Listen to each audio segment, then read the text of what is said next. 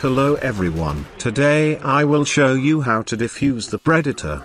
There are so many tutorials out there showing how to defuse the predator, but they never really discuss the available techniques behind it. Before I discuss the techniques, let me show you this diagram first. It details the order of each symbol when you select it. You will also notice that on your fourth symbol, there is less symbols to choose from, making it easier, but the symbols have also been jumbled. It is also worth noting that the number of dashes in each symbol does not intuitively correspond to a number. That is, 4- symbol means 1 in the order. This is what gets most people confused and find defusal intimidating, because they think that this is the case and expect the next symbol in their selection to have more dashes or the previous symbol to have less dashes. It is entirely false, as proven by this scroll order diagram, taken from the official website of Predator Hunting Grounds. Now there are two methods to go about this. The first method: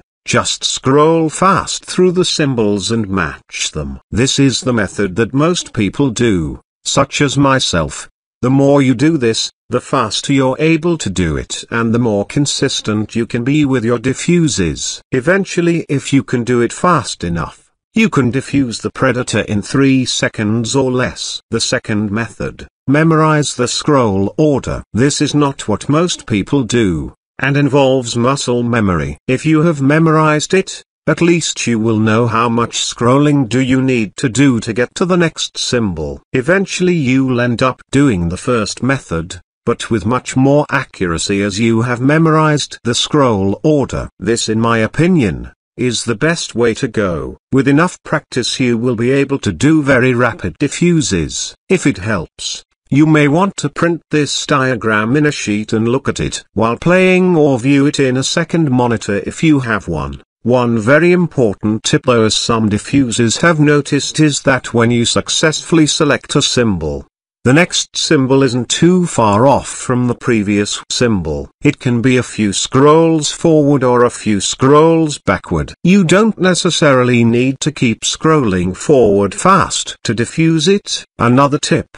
if you're doing the first method, is to look at the top right section of the symbol while you're scrolling through. Some diffusers prefer to compare symbols using this way. With all of that said, most people will opt for method 1, which is to scroll down through symbols fast enough. This is okay, but it may take a long time to improve your defuse times. Memorizing the scroll order helps a ton, because you know exactly how much scrolling you need to do to get to the next symbol. It is more work, however, but you will see very drastic improvements to your defuse times. If you are going to memorize, then you will need to associate each symbol as a number, as represented in the scroll order. Take, for example, the first number. It has no dash in the bottom. Then just memorize that the number 1 looks this way in its upper section. The number 1 is the only symbol that has no bottom dashes in the base glyph set. Moving on to number 2, we add a dash at the bottom,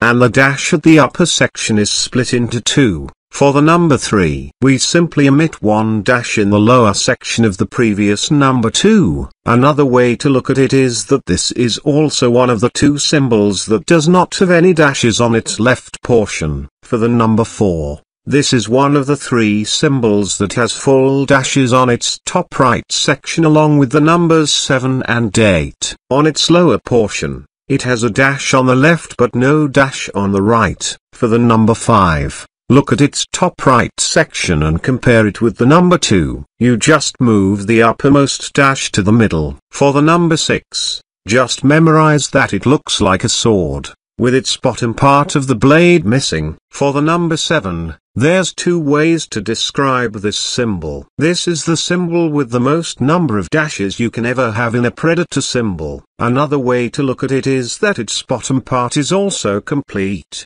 as opposed to the 4 or 8. Note, I did not mention the other numbers such as 1, 3, because I have described them in a different manner previously. It may make things more confusing if you took that into account. For the number 8, just simply remove the 2 dashes on its lower section from the previous number 7. Lastly, for the number 9, just memorize that it looks like this. Its middlemost section would almost look like a rhombus, a diagonal square. Now for the final glyph set, I wouldn't recommend memorizing the scroll order for that and just scroll through it fast instead. Hopefully if you have selected the first 3 symbols fast enough, you will be able to have enough time scrolling fast for the final symbol. Lastly, it is important to shoot the mask of the predator before you are able to defuse him. Shooting him anywhere else other than the mask will only delay you from being able to defuse the predator. Hitting the body does not count at all.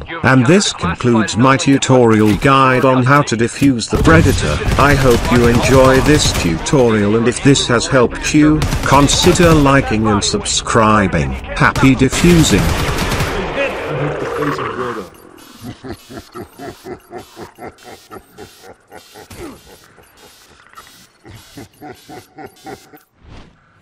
This is the OWLF. We have authority over this incident and are assuming command. Your orders are to secure the body until our agents can retrieve it. Cooperation will be rewarded.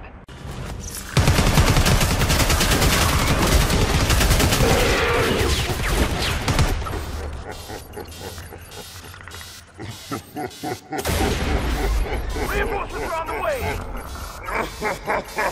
Hostile spawner. This is the OWLF. We have authority over this incident and are assuming command. Your orders are to secure the body until our agents can retrieve it.